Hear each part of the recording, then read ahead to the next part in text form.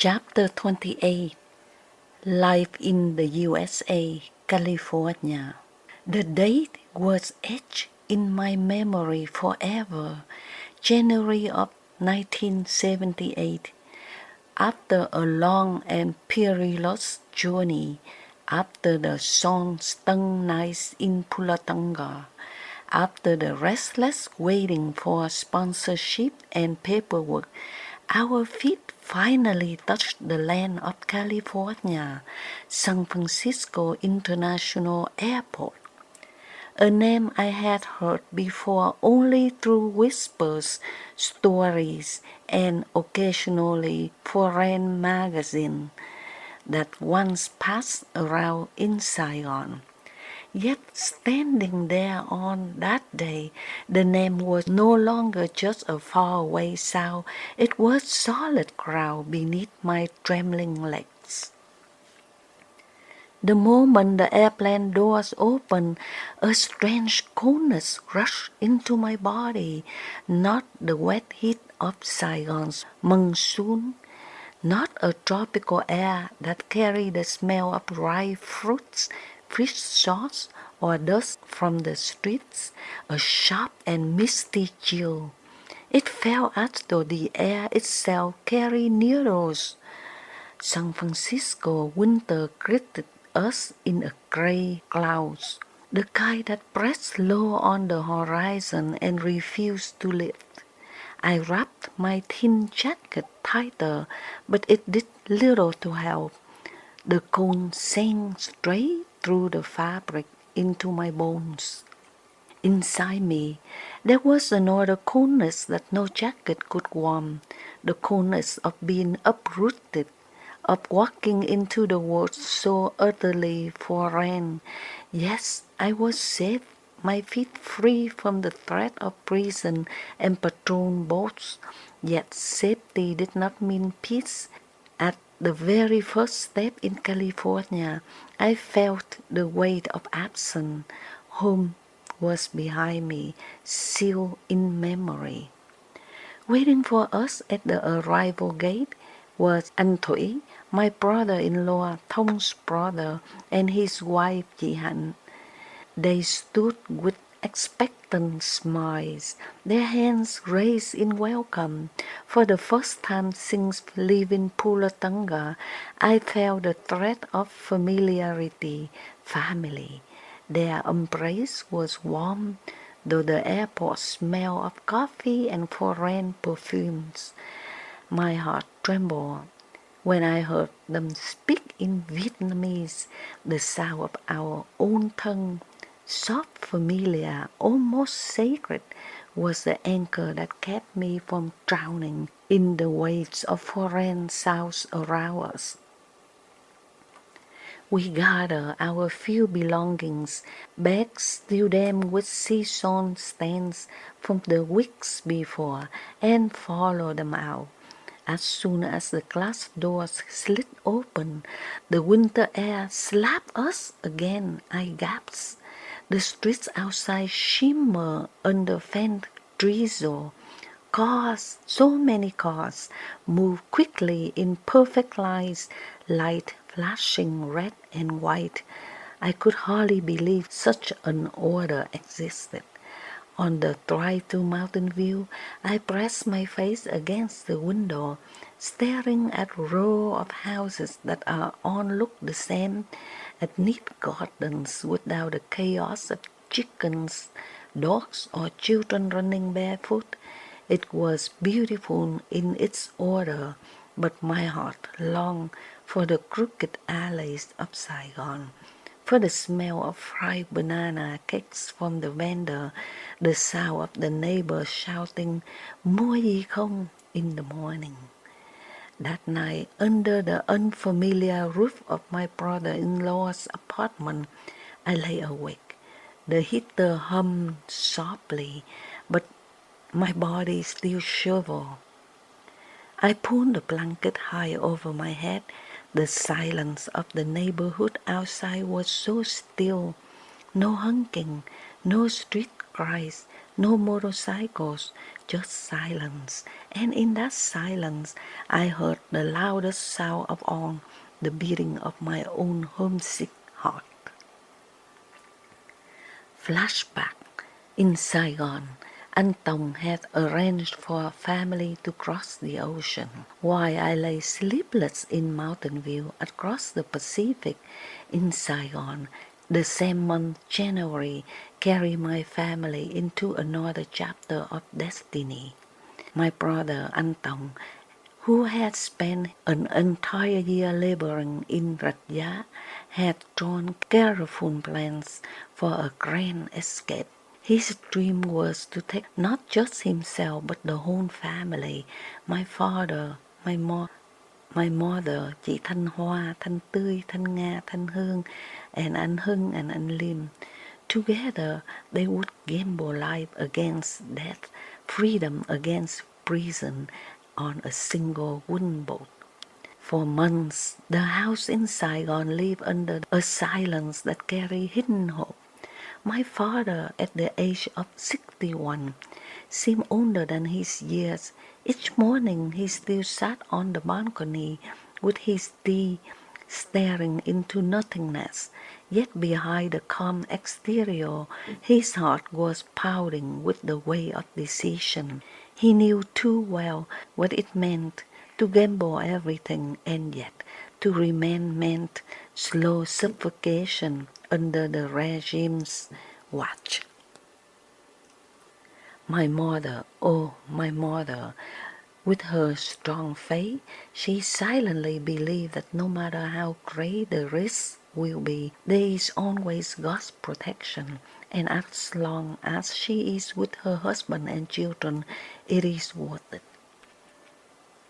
Anh Hưng, with his quiet strength, carried the heavy engine into place, and anh Lim, restless, sharp eyes, carried the weight of danger in his silence. He had always been the one to act quickly, to leap when others hesitated. The night of the departure in Ratya, the family slipped through the shadows of the waiting boat.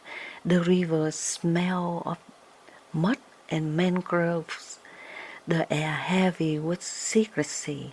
My father carried at his waist the last of their savings, dollars and gold, tied into a cloth bag against his belt. Each coin and bill represented years of work, of sacrifice, of hope that one day those treasures would buy freedom on another shore. At first, the boat pushed off smoothly, the engine roared alive, and the dark water parted. The family's heart beat with trembling hope, yet only hours into the journey, disaster struck. The heavy engine coughed, sputtered, and died. The boat lurched to a halt, sinking into the mud flats of the river mouth. Antong was able to lead the way. His boat was heading toward the ocean with the direction of Cà Mau when the boat stopped. Panic spread like fire. Anh Hưng and Antong bent over the engine, their bare hands struggling in the dark. No tools, no light, just desperation. They grunted, cursed under their breath, lifted, twisted, pressed. Sweat poured down their backs. Despite the cool night air, every second mattered. Then, blinding light, a piercing beam cut across the water, searing into their eyes. Voices thunder from the darkness. Đứng yên hết, không được nhúc nhích. Ai cử động bắn chết liền. Freeze, don't move or I will shoot. The Coast Guard boat loomed closer. Bộ đội, soldiers in green uniforms, rifles raised. Everyone froze, their bodies paralyzed. The once hopeful night shattered into terror. The moment of loss. In that frozen moment, my father knew. He looked down at the cloth bag tied at his waist, the family's gold and dollars, the last chance of bargaining for life. Slowly, with a trembling hand, he untied it. No words left his lips. He let the bag slip into water. The splash was quiet, almost merciful. The muddy river swallowed the gold, swallowed the dollar, swallowed years of sacrifice in a single gulp. My father's face remained still, but inside him a storm raged. He was not just sinking his wealth, he was sinking hope. Around him, everyone watched in silence, unable to breathe. My mother's eyes glistened, her lips pressed tight to stop a cry. The younger sister clutched each other, their faces pale. The soldiers' light blinded them, but the pain of that moment blinded them even more. Then came Anlim. In the heartbeat he made his choice, while the soldiers barked commands, and when they were too busy searching for gold, he let his body sink low. His feet slid into the mud. Then, with the swiftness of a fish, he dove deep, pushing himself under the dark water. His arms cut through the sludge. His lungs burned, but he kicked and swam with all his might. Did he die for freedom? Did he die to save himself, to vanish before the soldiers' eyes? No one knew. All they saw was his body disappear into the blackness of the river. The rest were dragged one by one onto the Coast Guard boat. Cold metal handcuffs clamped around their wrists. My mother winced at the iron bit into her skin. My sister shook in silence. My father walked with his head lower, dignity broken but not destroyed. The night echoed with the shouts of soldiers, the clatter of rifles, the heavy steps on wet wood, and above it all, the sound of the river swallowing dreams. Return to shore. On the banks of Raja, under the harsh glare of military lamps, the arrested were forced to lie up. Mud dripped from their clothes, their eyes stung with fatigue. My father stood tall, though his body shook. He was 61, but in that moment he aged another 10 years. The soldiers shouted questions, demanding names, demanding explanations. He said nothing more than what was necessary. He had already sunk his gold, sunk his dollars. There was nothing left to give them. My mother's heart was pounding so loudly she could hear it in her ears. Her hands ached under the metal cuffs. She looked at her children, each one of them pale, trembling. She prayed silently, God, if you will not save us from this night, then at least protect my children's souls. Do not let them despair. Anton felt the weight of responsibility pressing down heavier than the chains on his wrists. He had spent months preparing, months promising that this plan would succeed. Now, in the glare of soldiers' lamps, he felt as though he had betrayed everyone. He could not lift his head to meet his father's eyes. And Hung's jaw was clenched tight, his muscles tense. He had tried to fix the angel with his bare hands, tried until his skin split. He wanted to scream, to fight, but the rifles pointed at their chests silenced every thought of resistance. The sisters Thanh Hoa, Thanh Tươi, Thanh Nga, and Thanh Hương stood close together, shivering. They had been so quiet during the planning, so obedient, trusting in the strength of their brothers. Now their eyes darted like frightened birds, unable to rest on anything. The word prison echoed in their young minds like a nightmare that had suddenly come true. And what about Anlim? No, his body had vanished into the water that night. No one knew if he had escaped or drowned. Even the soldiers barked orders. My family's thoughts returned again and again to him.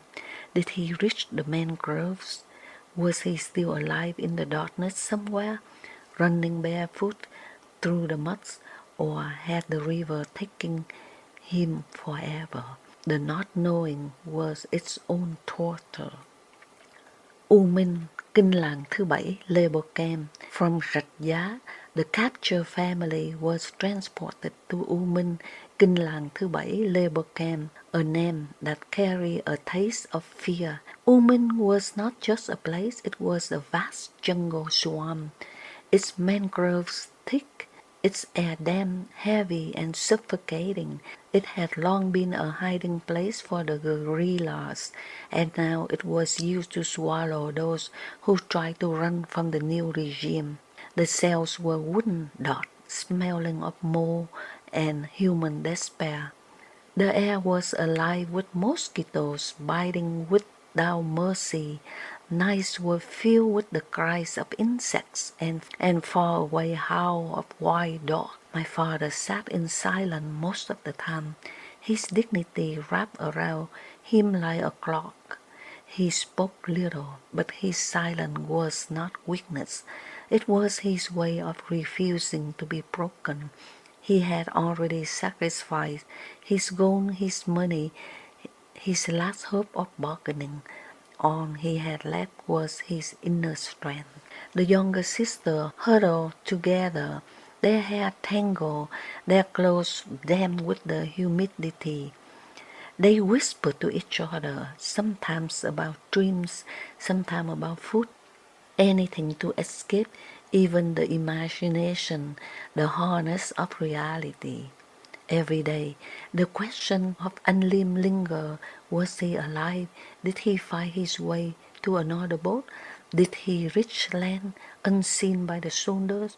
Or was his body floating somewhere else in the swamp? That uncertainty gnawed at them more than chains. Across the ocean, life in California, January 1978. While my family endured the damp air of U Minh, we were breathing the sharp winter chill of Mountain View. By the end of January, chị Thanh Tâm gave birth to a baby boy. She named him John.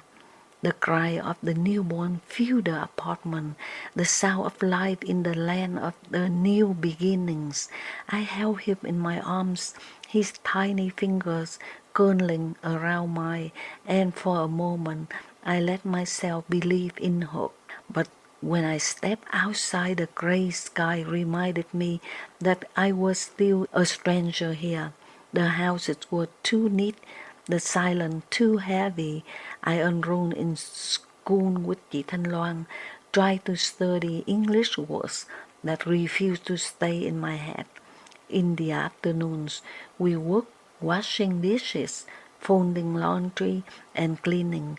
Every night, exhaustion sat heavy in my bones, but sleep still refused to come. Because every night my heart wandered back across the ocean. The shocking telegram. Then one morning it came, a telegram, thin paper, words stamped in ink, carrying the weight of the Pacific Ocean. Chị Thanh Tâm unfolded it in trembling hands. The message was short, cold, merciless. We all got trapped in U Minh. The letters flared as tears filled our eyes. Chị Thanh Tâm face turned pale, and she said it out loud. Oh my God, have mercy on us. When the news got to us, the breath caught in my throat. My knees weakened until I had to sit down. Trapped, the word pierced like a knife. Not safe, not free, not even alive in certainty, just trapped. We couldn't imagine the worst. We did not know the whole story, who was left, who was still alive.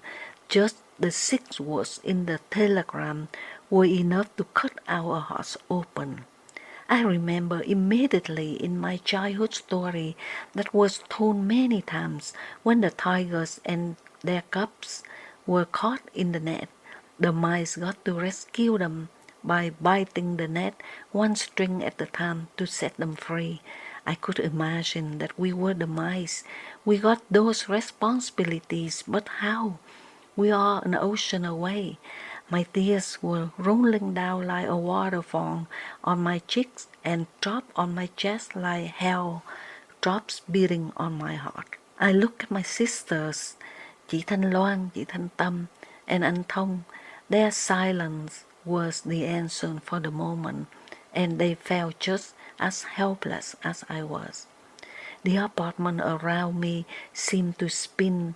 California, with its cold mist and neat gardens, felt even colder.